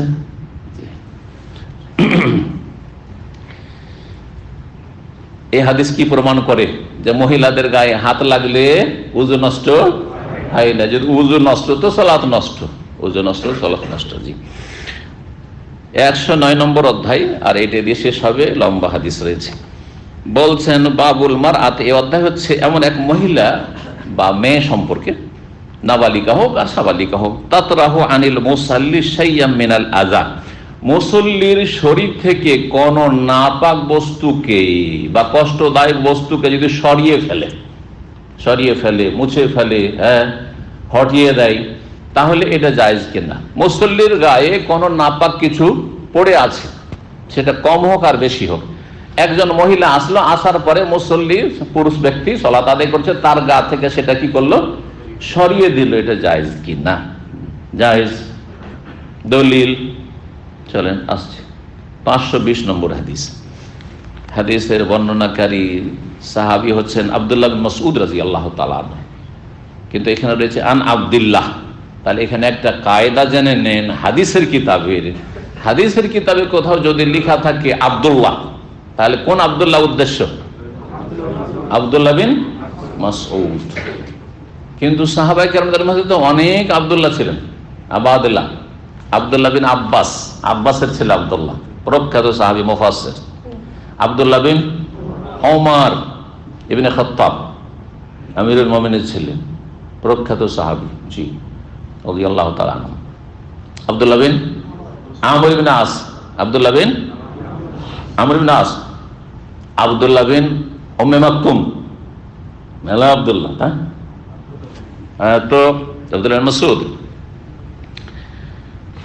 তো আব্দুল্লাহ বললে হাদিসে যখনই শুধু আব্দুল্লাহ বলা হবে, তার মানে আব্দুল্লাহ বিন মাসউদ, আর কখনো ইবনে মাসউদ বলি। আর যদি আব্দুল্লাহ বিন উমর উদ্দেশ্য হয় তো আন ইবনে উমারা, অথবা আব্দুল্লাহ বিন ওমর, আব্দুল্লাহ বিন আমর ইবনে আস যদি হয় তো আব্দুল্লাহ বিন আমর। হ্যাঁ, আমর আর উমরে পার্থক্য করার জন্য আমরের পরে একটা ওয়াও লিখে দেওয়া হয়, যাতে করে বোঝা যায়, না হলে কোনটা আমর আর কোনটা উমর লিখতে দিয়ে একই রকম। ওমর শুধু হরকত থাকে যদি, তাহলে বুঝতে পারবেন এটা ওমর আর এটা আমর। এই পার্থক্য করার জন্য আমরের পরে একটা ছোট্ট করে ওয়াও লিখা আছে, দেখেছেন না? ওয়াও পরে একটা ওয়াও লিখা আছে, কিন্তু ওয়াওটার উচ্চারণ নেই। কিসের জন্য? আমর আর ওমরে পার্থক্য করার জন্য। তো এখানে আব্দুল্লাহ বিন মাসউদ রাদিয়াল্লাহু তাআলা বর্ণনা করছে, আব্দুল্লাহ বিন মাসউদ একেবারে প্রথম দিকে ইসলাম গ্রহণ করেছিলেন। আর খুব দুর্বল মানুষ ছিলেন, শারীরিক দিক থেকেও খাটো মানুষ, দুর্বল মানুষ, আর বংশীয় দিক থেকেও, বংশী মর্যাদার দিক থেকেও কাফের নেতাদের সামনে অত্যন্ত কমজোর দুর্বল মানুষ। কিন্তু প্রথম সারির ইসলাম গ্রহণ, কয়েকজন যখন হাতের আঙ্গুলে গোনা কয়েকজন ইসলাম গ্রহণ, তখনই ইসলাম গ্রহণ করেছিলেন রাদিয়াল্লাহু তাআলা আনহু। তাআলা তিনি বলছেন, বাইনামা রাসূলুল্লাহ কায়িমুন ইউসাল্লি ইনদাল কাবা, কোনো এক সময় রাসূলুল্লাহ সাল্লাল্লাহু আলাইহি সাল্লাম কাবা ঘরের পাশে দাঁড়িয়ে সালাত আদায় করছিলেন। প্রথম দিকে ছিল ইসলামের। ওয়া জামউম মিন কুরাইশ ফি মাজালিসিহিম, আর একদল কুরাইশ তাদের সভায় বসেছিল। যেমন মানে একটি দল, জামাত, মিন কুরাইশ, কুরাইশ বংশের নেতৃস্থানীয় সব, ফি মাজালিসিহিম তাদের মজলিসে বা অনুষ্ঠানে তারা বসেছিল। ইয ক্বালা কাইলুম মিনহুম, হঠাৎ করে এক নেতা বদমাইশ বলে উঠল, আলা তানজুরুনা ইলা হাযাল মুরাই, তোমরা কি দেখছো না এই ভণ্ডকে? আল্লাহু আকবার। নবীকে কি বলছেন সাল্লাল্লাহু আলাইহি ওয়াসাল্লাম? মোরাই, মোরাইয়ের শাব্দিক অর্থ হচ্ছে যে এই লোক দেখানো লোক, এই যে লোক দেখে কাবা ঘরের পাশে এসে চত্বরে এসে নামাজ পড়ছে, এর উদ্দেশ্য হচ্ছে লোক দেখানো, এর উদ্দেশ্য হচ্ছে দুনিয়া। জি, এইভাবে অপবাদ দিত ভণ্ড। ভণ্ড কাকে বলে? যে দুনিয়ার করে যে কাজ করে। জি হ্যাঁ। তো নবী সাল্লাল্লাহু আলাইহি ওয়াসাল্লামকে 1400 বছর আগে যদি কাফেররা ভণ্ড বলে, যিনি রহমতুল লিল আলামিন, শুধু মানুষের জন্য না, মুসলিমের জন্য নয়, সমস্ত মানুষ, শুধু মানুষ না, জিন, গাছ পাল্লা, পশু পাখি, সবার জন্য, সবকিছুর জন্যই রহমত। ওমা আরসালনাকা ইল্লা রাহমাতাল লিল আলামিন, লাকাদ জাআকুম রাসূলুম মিন আনফুসিকুম আজিজুন আলাইহি মা আনিতুম হারিসুন আলাইকুম বিল মুমিনিনা রাউফুর রাহিম, বিশেষভাবে মুমিনদের। আর অন্য আয়াত রাহমাতুল লিল আলাম, আল্লাহ ছাড়া বিশ্বজগতে যা কিছু আছে নভমণ্ডলে আর ভূমণ্ডলে, সারা পৃথিবীতে, আসমান জমিনে যা কিছু রয়েছে সব কিছুর জন্য নবী সাল্লাল্লাহু আলাইহি ওয়াসাল্লাম হচ্ছেন রহমত। তার মাধ্যমে আল্লাহর রহমত এসেছে। না হলে আল্লাহর আযাব দিয়ে যেমন আদ সামুদকে ধ্বংস করে দেওয়া হয়েছে, কওমে লুতকে ধ্বংস করে দেওয়া হয়েছে, ফেরাউনের সেনাবাহিনীকে ধ্বংস করে দেওয়া হয়েছে, কাফের জাতিগুলোকে যুগে যুগে বহু জাতিকে ধ্বংস করা হয়েছে, তাদের ইতিহাস আমাদের কাছে আসে নাই। ওই রকমই আজকালকার মানুষকে এই 1400 বছরে যত মানুষ চলে গেছে সবকে ধ্বংস করে দেওয়া হইতো। জি, কিন্তু রাসূলুল্লাহ সাল্লাল্লাহু আলাইহি ওয়াসাল্লাম যতদিন থেকেছেন কোনো আযাব আসবে না। ওমা কানা মা কানা আল্লাহু লিইউআযিব ওয়া আনতা ফীহিম, হে নবী তুমি যতদিন আছো পৃথিবীতে আল্লাহ ধ্বংস করবেন না। আর তারপরে তুমি চলে যাওয়ার পরও ওমা কানা আল্লাহু মুআযিবাহুম ওয়া হুম ইস্তাগফিরুন, যদি তারা তওবা ইস্তেগফার গুনাহ ক্ষমা চাইতে থাকে তাহলে সেই জাতিকে আল্লাহ কখনো ধ্বংস করবেন না। এই জন্য তো আমরা বেঁচে আছি, না আল্লাহ আযাবকে ধ্বংস করে দিত পৃথিবীতে যত পাপ হচ্ছে। যদি এই কিছু নেক লোক দুনিয়াতে না থাকতো যে আল্লাহর কাছে তওবা ইস্তেগফার করছে, ক্ষমা চাইছে, তাহলে আল্লাহ ধ্বংস করে দিতেন। তারপর নবী সাল্লাল্লাহু আলাইহি ওয়াসাল্লামের বিশেষ দোয়া, আল্লাহ যেমন আগের জাতিগুলিকে ধ্বংস করেছো, গোটা জাতিকে ধ্বংস করেছো, আমার জাতিকে তাদের পাপের কারণে সমূলে বিনাশ করে ধ্বংস করে দিও না। আযাব আসবে, কখনো পূর্বে, কখনো পশ্চিমে, কখনো এখানে, কখনো সেখানে, ডানে বামে আযাব আসছে। হ্যাঁ, পারিবারিক, মানসিক আর আর্থিক, আর তারপরে কিছু কিছু এলাকায় আর কিছু কিছু জাতির উপর, কিন্তু সমস্ত জাতির উপর আযাব আসবে না। এটি নবী সাল্লাল্লাহু আলাইহি ওয়াসাল্লামের, যিনি রহমতুল, তার রহমত, যে তিনি যে রহমত, তার বরকত। তিনি এই দোয়া না করলে আল্লাহ ওইভাবে ধ্বংস করতেন যেমন আগের উম্মতগুলিকে। তো রাসূলুল্লাহ সাল্লাল্লাহু আলাইহি ওয়াসাল্লামকে কি বলছে? মোরাই, আরে লোক দেখানো কাজ করে ভণ্ড। তো আমাদেরকে ভণ্ড বলতে পারে না, আমাদের গাল দিতে পারে না, ইহুদিদের দালাল বলতে পারে না, রিয়াল খোর ডলার খোর বলতে পারে না, দরবারি বলতে পারে না। হ্যাঁ, নবী সাল্লাল্লাহু আলাইহি ওয়াসাল্লামকে বলেছে, স্বাভাবিক কথা। পথভ্রষ্ট গোমরাহ তারা হকপন্থীদেরকে এটা বলবেই। আর সবচেয়ে বড় হকপন্থী মুহাম্মদ রাসূলুল্লাহ সাল্লাল্লাহু আলাইহি ওয়াসাল্লাম, তাকে ছাড়েনি। আইয়ুকুম ইয়াকুমু ইলা জাযুরি আলে ফুলানিন, ওই নেতা বলল, তোমাদের মধ্যে কে এই সাহস করবে, কার হিম্মত আছে যে অমোক বংশের লোকেরা একটা উট জবাই করেছে, ওখানে যাবে। ফায়ামেদু ইলা ফারসিহা ওয়া দামিহা ওয়া সালাহা, তারপরে তার গোবরগুলি, ফারস মানে হচ্ছে গোবর, আর দম মানে রক্ত, গোবর রক্ত, সালা মানে হচ্ছে, সালার আসল অর্থ হচ্ছে যে যে জরায়ু থাকে, বাচ্চাদানি, বাচ্চাদের যেটাতে বাচ্চা থাকে সেটাকে সালা বলা। বাচ্চা যখন ভূমিষ্ঠ হয় তো বাচ্চার ওপর কি থাকে? একটা আবরণ থাকে, পানির আবরণ থাকে না, সালা বলা হয়। কিন্তু এখানে শুধু সেটি হয়তো উদ্দেশ্য নেই, তার সাথে ভুঁড়ি, ভুঁড়ি বট, এই ভুঁড়ি উদ্দেশ্য, নাড়ি ভুঁড়ি, জি, আর গোবর আর রক্ত যা আছে ওই যে উট জবাই হয়েছে ওগুলো কে নিয়ে আসতে পারবে? ফায়াজিও বেহি, সেগুলি নিয়ে আসবে। সুম্মা ইউমহিলুহু, আর তারপরে তাকিয়ে থাকবে তার দিকে, অবসর দেবে। ইউমহিলু, দেখবে, দাঁড়িয়ে থাকলে দেবে না, রুকুতে আছেন না, সেজদা যাওয়া পর্যন্ত অপেক্ষা করবে। এই যে ইউমহেলু মানে একটু দেখবে যে কখনো সেজদায় নামছে, সেজদায় পড়ছে। সুম্মা ইউমহেলু তারপরে তাকে অবসর দেবে, হাত্তা ইযা সাজাদা যখন এই মুহাম্মদ সাল্লাল্লাহু আলাইহি ওয়াসাল্লাম রাহমাতুল্লিল আলামিন যখন সেজদায় যাবে, ওয়াদাহু বাইনা কাতিফাইহি তখন তার দুই কাঁধের ওপর রেখে দেবে। ঘোষণা করলাম কে আছে, কে এরকম বাহাদুর বীর বাহাদুর আছে। ফাম্বাস আশকাহুম যে কোনো সমাজে কিছু বদমাইশ, চরমপন্থী বদমাইশ আছে, আছে না? জি হ্যাঁ, যে কোনো সমাজে আছে, কুখ্যাত লোক আছে। তো তাদের যে কুখ্যাত ব্যক্তি আশকা, শাকিউন মানে হচ্ছে খারাপ জঘন্য ব্যক্তি, আর আশকা মানে সেই সমাজের সবচেয়ে বড় পাষণ্ড জঘন্য। তার নাম ছিল উকবা বিন আবু মুইত, উকবা বিন আবি মুইত। এই উকবা সে দাঁড়ালো, বলে আমি এই কাজ পারবো। ফাম্বাসা লাফিয়ে উঠলো, দাঁড়ালো, আশকাহুম তাদের সবচেয়ে বেশি পাষণ্ড জঘন্য ব্যক্তি। এই ব্যক্তি এই উম্মতের সবচেয়ে জঘন্য আশকা। আর সামুদ সম্প্রদায়ের সালেহ আলাইহিস সালাম যে আল্লাহর নবী রাসূল ছিলেন, তার সম্প্রদায় একজন আশকা ছিল, পাষণ্ড জঘন্য ব্যক্তি ছিল। যে কি করেছিল, যে মুজিজার উট আল্লাহ দিয়ে সেই উটকে ওটার পা কেটে দিয়ে জবাই করেছিল। দুইটি এই কথাটি হাদিসে, আশকা শব্দটি এখানে হাদিসে এসছে এই উম্মতের জঘন্য ব্যক্তি সম্পর্কে। আর সমুদ সম্প্রদায়ের যে জঘন্য ব্যক্তি ছিল, সবচেয়ে জঘন্য, তার সম্পর্কে সূরা আশ-শামসে ওয়াদুহাতে এসেছে।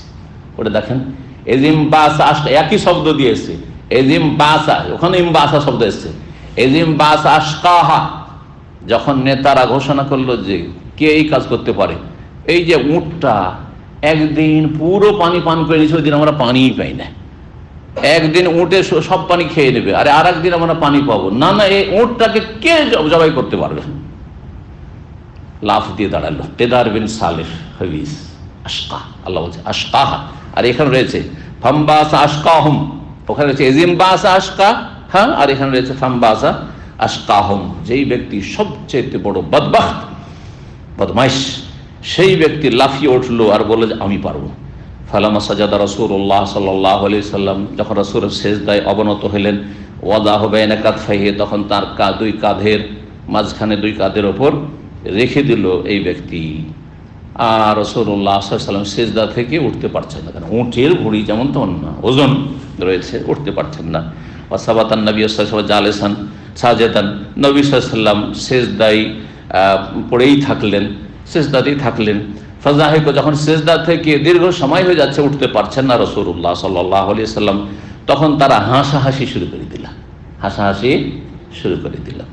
হাত্তা এমন হাসাহাসি শুরু করলো, অট্ট হাসি, হাত্তা মালা বাউদুহু ইলা বাউদিন মিনাদ দেহকে।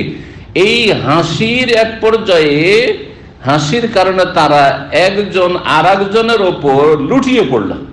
যখন বেশি হাসে তখন কি করে, গড়াগড়ি শুরু করে, এ ওকে ধরে, এ ওকে ধরে, হ্যাঁ, লুটিয়ে পড়ে না, হাসতে গিয়ে গড়াগড়ি শুরু করে দেওয়া, বেশি হাসতে গিয়ে। তো এ হাসিতে এরা একে অপরের উপর লুটিয়ে পড়লো। কি হাসাহাসি করছে, যিনি তাদের জন্য রহমত নিয়ে এসেছেন, রাহমাতুল মুহদা হাদিসে রয়েছে, আমি তোমাদের জন্য আল্লাহর পক্ষ থেকে রহমতের গিফট, রহমতের উপহার। আল্লাহ দাউল মুফরাদে এই হাদিস রয়েছে। তো হাসাহাসি করে তারা লুটিয়ে পড়লো। ফান্তালাক মুনতালিকুন ইলা ফাতেমা, একজন মুমিন ব্যক্তি ছিলেন, তিনি এই দৃশ্য দেখে বরদাস্ত করতে পারলেন না, কিন্তু বলতেও পারছেন না, কিছু বলতেও পারছেন না। তাহলে বোঝা যাচ্ছে যে আপনি কোন অবস্থায় আছেন আপনাকে দেখতে হয়। এমন নয় যে ওখানে ছিলেন, আব্দুল্লাহ ইবনে মাসউদ বর্ণনা করছে, উনি নিজে কিন্তু দেখছেন, উনি দেখছেন একজন পথচারী, মুনতালিক একজন পথচারী, সে চললো এলা ফাতেমা, ফাতেমা রাদিয়াল্লাহু তাআলার কাছে, যে কমপক্ষে রাসূলুল্লাহ সাল্লাল্লাহু আলাইহি ওয়াসাল্লামের মেয়েটাকে খবর দিই যে এরকম তোমার আব্বার সাথে আচরণ করা হচ্ছে। আর নিজের আত্মীয়তার কারণে সাহস করে সে করবে, এবং তার গায়ে হয়তো এরা মেয়ে মানুষ হাত দিতে পারবে না, বা ওদেরকে অন্তত বাড়ির পরিবারকে জানাই। কিন্তু নিজে আব্দুল মাসউদ নিজে দেখছেন, নিজে এই হিম্মত করছেন না যে যাব গিয়ে রাসূলুল্লাহ সাল্লাল্লাহু আলাইহি ওয়াসাল্লামের কাঁধ থেকে সেই নাড়ি ভুঁড়িগুলি যে রয়েছে, আর এই যে রক্ত রয়েছে, ময়লা আবর্জনা রয়েছে, গোবর রয়েছে, এগুলিকে সরিয়ে ফেলো, পরিষ্কার করব। সাহস করছেন?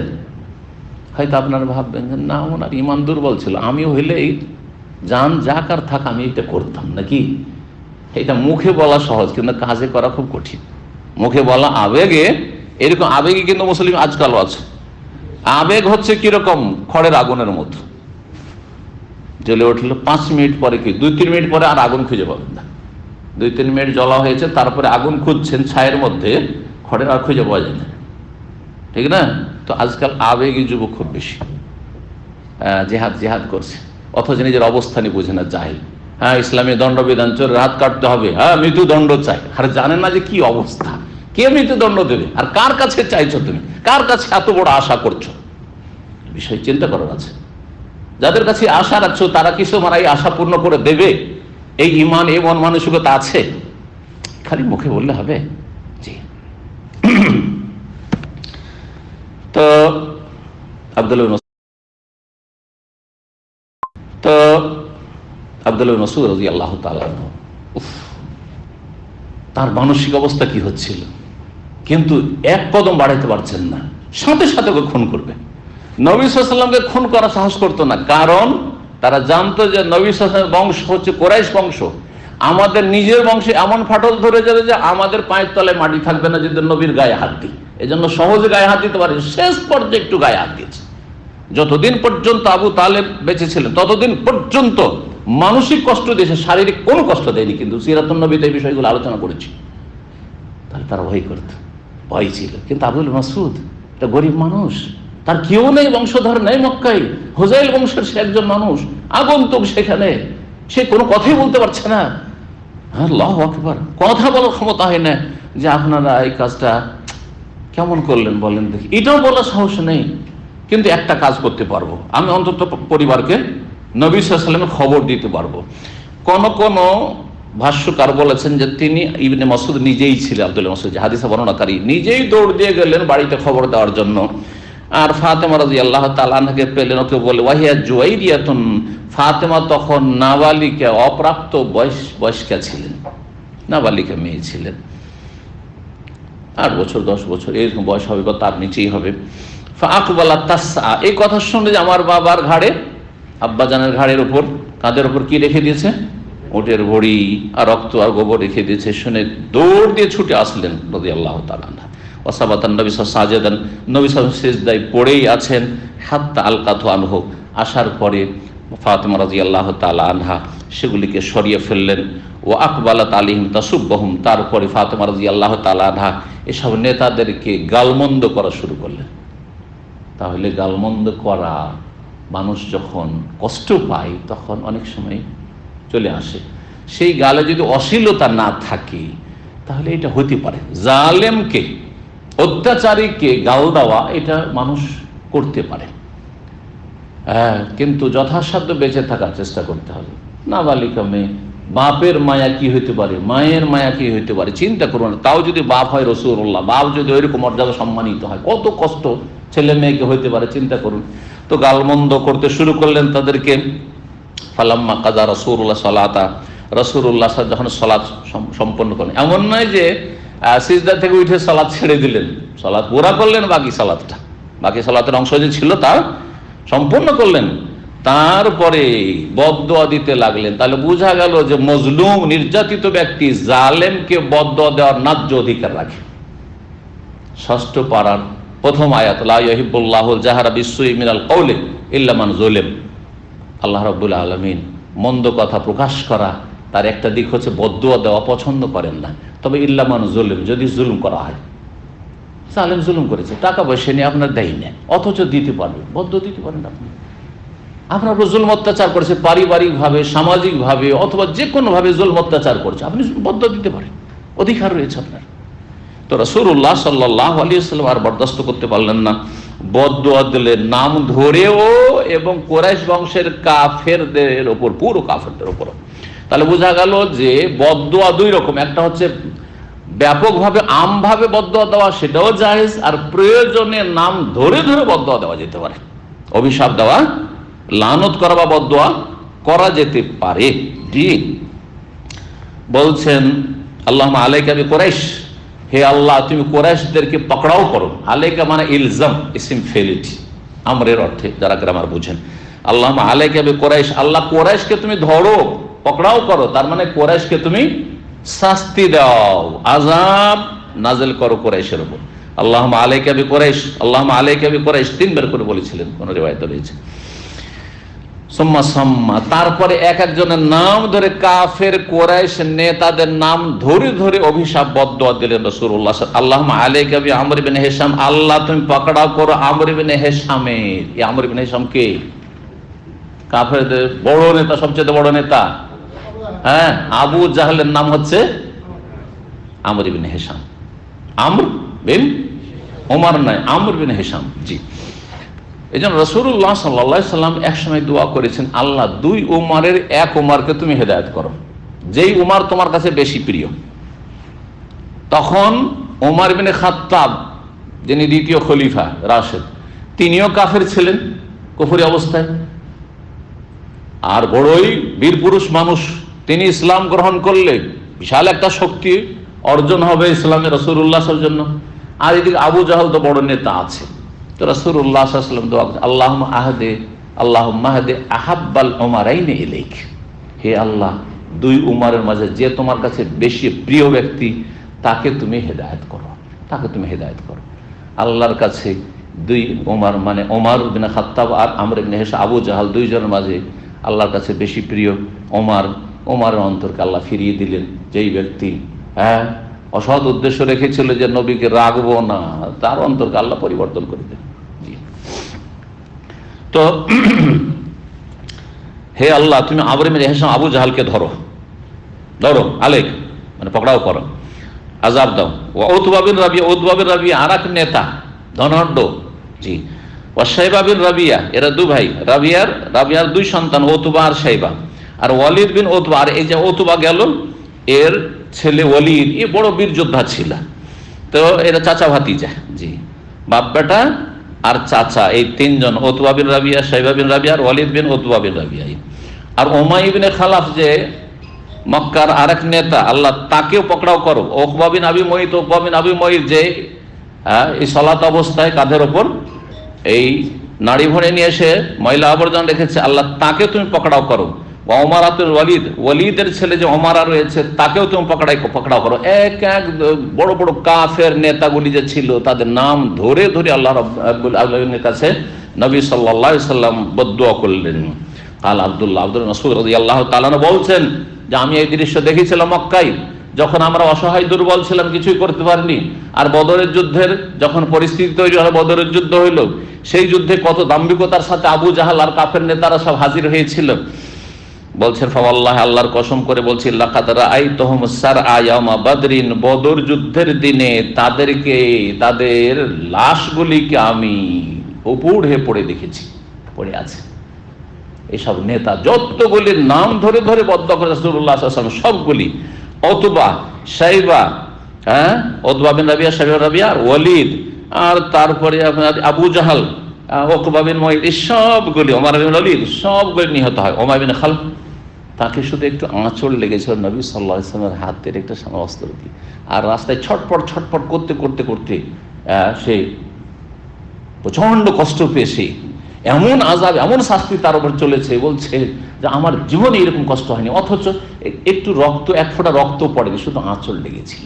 নবী সাল্লাল্লাহু আলাইহি ওয়াসাল্লামের হাতে কেউ নিহত হয়নি, রাহমাতুল আলামিন। কিন্তু এই খবিস এইভাবে হালাক হয়। তো নবী সাল্লাল্লাহু আলাইহি ওয়াসাল্লামের যে বদদুয়া কিভাবে লেগেছিল এই কাফেরগুলিকে, বলছেন আব্দুল্লাহ ইবনে মাসউদ যে আমি দেখেছি, আল্লাহর কসম করে বলছি, তাদেরকে সবগুলি বদরের যুদ্ধে পড়ে আছে, মরে হালাক হয়ে পড়ে আছে। তারপরে পড়েছিল এগুলো রোদ, প্রখর রোদ, গন্ধ ছড়াবে, সুম্মা সহিবু, তারপরে তাদেরকে টেনে হেসড়ে নিয়ে যাওয়া হয় এলাল কালিব, সেই কালিবে বদরিন, বদরের যে কূপটি ছিল পুরনো কূপ, সেই কূপ। কালিব এমন কূপকে বলা হয় যার ওপরে ঘেরা থাকে না, মাটি বরাবর হয়ে কূপ যদি খনন করা থাকে এটাকে কালিব বলা হয়। আর যে ওপরটা কিছুটা অংশ ঘেরা থাকে, দেখেছেন কূপ? না দেখেন নাই? কুয়া দেখেছেন না? তো সাধারণত কুয়াগুলো আমাদের দেশে মাটি বরাবর থাকে না, কি থাকে? একটু উঁচা করে ঘেরা থাকে। তো কালিব বলা হয় যেটা মাটি বরাবর হয়ে যাচ্ছে। এইরকম পুরনো কুয়াতে সেসব লাশগুলিকে কাফেরদের নিক্ষেপ করা হলো টেনে হেঁচড়ে। সুম্মা কালা রাসূলুল্লাহ সাল্লাল্লাহু আলাইহি ওয়াসাল্লাম, তারপর রাসূলুল্লাহ সাল্লাল্লাহু আলাইহি ওয়াসাল্লাম বললেন, ওয়া উতবিয়া আসহাবুল কালিবে লানাতান, এই কূপবাসী যে 70 জন নিহত কাফেররা রয়েছে, এদের ওপর আল্লাহর অভিশাপ চাপিয়ে দেওয়া হয়েছে। উতবিয়া লাগিয়ে দেওয়া হয়েছে, অভিশাপ এদের উপর নেমে এসেছে। ওয়া উতবিয়া আসহাবুল কালিবে, কূপবাসী, কূপে যে 70 জন নিহত হয়েছে তাদের ওপর লানত বর্ষিত হচ্ছে, বা লানত বর্ষিত হোক, হয় বদদুয়া রাসূলুল্লাহর পক্ষ থেকে, আর না হলে সংবাদ, গায়েবের অদৃশ্যের সংবাদ দিচ্ছেন যে আল্লাহ লানত আযাব এই কূপে হইতে আছে, যে কবরের আযাব এই কূপই তাদের কবর, এবং এই কূপেই তাদের এই আযাব হইতে আছে। এখানে আজকের আলোচনা শেষ হচ্ছে। এখানে আরেকটি কথা বলে নিই, আপনাদের নিশ্চয় জানা আছে, যখন এই সব 70 জন কাফের যে নিহত হয়েছে তাদের লাশগুলিকে এই কূপে ফেলে দেওয়া হলো, তারপর রাসূলুল্লাহ সাল্লাল্লাহু আলাইহি ওয়াসাল্লাম সেই কূপের পাশে গেলেন। যাওয়ার পরে কি করেছিলেন? তাদের সাথে কথা বললেন, ইন্না কাদ ওয়াজাদনা মা ওয়াদানা রাব্বুনা হাক্কান ফাহাল ওয়াজাদতুম মা ওয়াদাকুম রাব্বুকুম হাক্কান। এই কূপবাসীরা, হে মক্কার কাফের নেতারা, আল্লাহ আমাদের সাথে আমাদের রব যে ওয়াদা করেছে, প্রতিশ্রুতি দিয়েছেন, তা আমরা আজকে পেয়ে গেছি, যে আল্লাহ বিজয় দান করবে রসুলকে, রসুলের সাথী সঙ্গীদেরকে একদিন না একদিন করবেন, পেয়ে গেছি। 13 বছর মক্কায় খুব জুলুম অত্যাচার করেছ, তারপরে মাত্র 2 বছর দ্বিতীয় হিজরিতেই পেয়ে গেছি। 14 বছরের মধ্যে, 14.5 বছরের ভিতরেই আমরা আল্লাহর ওয়াদাকে পেয়ে গেছি। আল্লাহর ওয়াদা চিরসত্য করে আল্লাহ দেখিয়েছেন। ফাহাল ওয়াজাদতুম মা ওয়াদাকুম রাব্বুকুম হাক্কা, তোমাদের সাথে কাফেরদের সাথে যে আল্লাহর প্রতিশ্রুতি রয়েছে যে কঠিন শাস্তি আল্লাহ দেবেন, দুনিয়ায় শাস্তি নাও দিতে পারেন কিন্তু আখিরাতে শাস্তি দেবে, এটা কি পেয়েছো? এখন তো মরে গেছো, এখন তো বদলা প্রতিদান জগতে পৌঁছে গেছো, এখন কি শাস্তি পাচ্ছো? এবারে জিজ্ঞাসা করে রাসূলুল্লাহ সাল্লাল্লাহু আলাইহি ওয়াসাল্লাম। ওমর রাদিয়াল্লাহু তাআলা কি বলেছিলেন? ইয়া রাসূলুল্লাহ তুকাল্লিমু আজসাদাল্লাহ আরওয়াহাল্লাহ, এমন এমন দেহের সাথে, মর দেহের সাথে কথা বলছেন, তাদের তো রূহ নেই, কি শুনছে তারা? কিছুই তো টের পায় না। তখন কি বলেছেন রাসূলুল্লাহ সাল্লাল্লাহু আলাইহি ওয়াসাল্লাম? ওমর, তোমার চাইতে বেশি এখন তারা শুনছে। আল্লাহ শোনাচ্ছেন যাতে করে আরো বেশি লাঞ্ছিত হয়, আরো বেশি লাঞ্ছিত। এটা আযাবের উপর আযাব, শারীরিক আযাবের উপর মানসিক আযাব, যে আমাদের ওয়াদা আমরা পেয়েছি, তোমরা পেয়েছো কিনা, শাস্তি পেয়েছো কিনা? এখন বুঝতে পেরেছো যে কোন পথের পথিক তোমরা ছিলে, আর আমি কোন পথে তোমাদেরকে ডেকেছিলাম। আল্লাহু আকবার। আল্লাহ রাব্বুল আলামিন আমাদেরকে হেদায়েতের উপর রাখেন, সমস্ত গুমরাহি থেকে আল্লাহ যেন বাঁচিয়ে রাখেন, নেক আমলের তৌফিক দান করেন, নেক হায়াত আমাদের দান করেন। আল্লাহ রাব্বুল সমস্ত প্রকার ফিতনা ফাসাদ থেকে, বালা মুসিবত থেকে, দিন দুনিয়ার সমস্ত অনিষ্ট থেকে আল্লাহ যেন আমাদের হেফাজত করেন। আল্লাহ আমাদের জান্নাতের পথে অবিচল রাখেন, জাহান্নামের আযাব থেকে আল্লাহ রক্ষা করেন। ওয়া সাল্লাল্লাহু ওয়া সাল্লাম আলা নবিয়িনা মুহাম্মদ ওয়া আলা আলিহি ওয়া সাহবিহি আজমাইন।